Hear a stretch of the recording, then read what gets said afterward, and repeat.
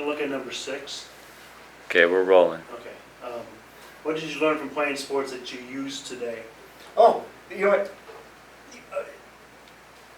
what? I've been talking about Coach Permenter a lot, and I should mention Coach Zell. I think I told you before when we were sitting outside.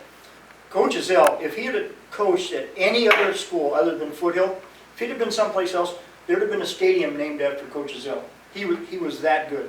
He was an excellent coach. And I didn't realize how good a coach he was until I finally came back and coached with him several years later. But the things, there were other coaches, like I had Coach Elmer Scritchfield. He was my JV football coach and then came on up and was a varsity coach with me.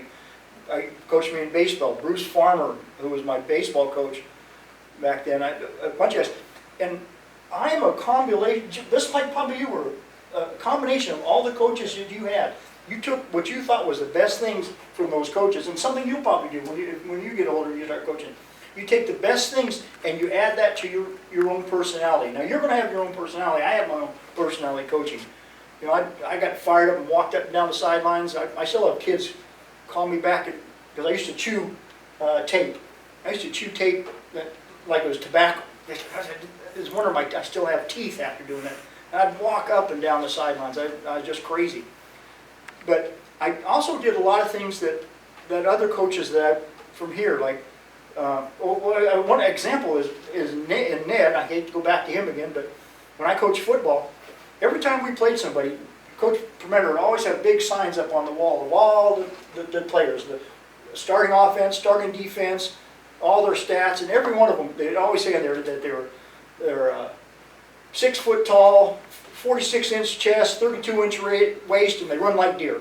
You know, every week that's who we played. Everybody was that tall, that big. But he'd said, and that's something I carried on. Even when I was coaching frost-off football, I was at Garces a couple years. I coached frost-off football there. I did the same thing. You know, I made up these big posters of frost. I never saw those other teams. I don't know what they look like. I'd make stuff up. Those kids would look at it and they go, "Oh God, you know, this guy's 6 foot tall. Yeah, oh, he's big guy." Same thing Coach Permenter did. A lot of the drills and things that I used when I coached baseball for years, I got from Coach Farmer. You know, just the things he did out there, and same thing with Coach Scritchfield and Raines. Coach Raines was my wrestling coach here.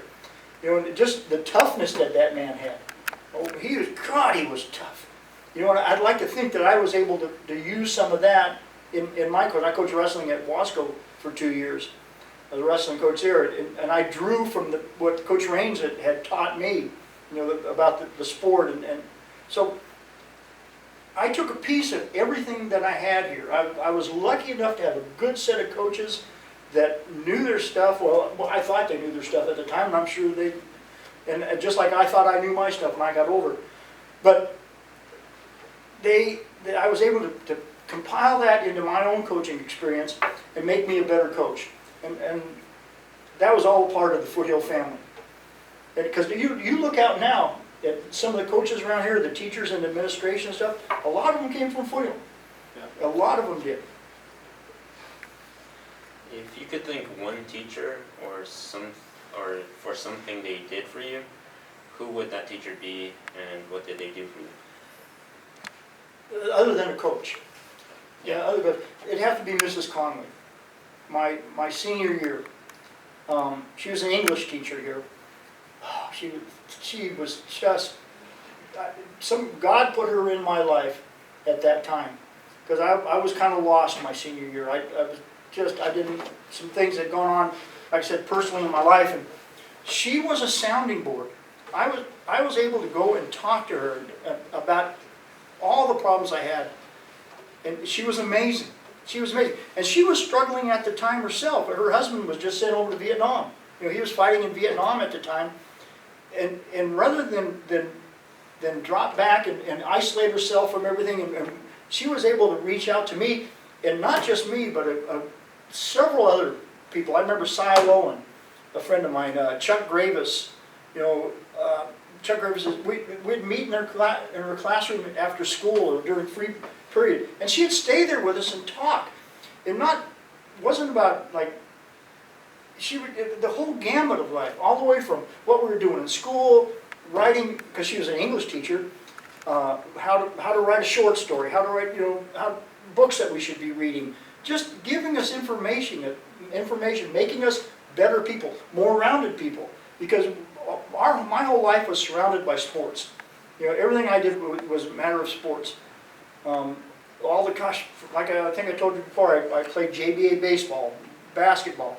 I hold the record for knockouts at Strellick Stadium. My old man took me down there because there was so much fighting going on in my neighborhood. My dad said, okay, you want to fight? We'll go down to Strellick's.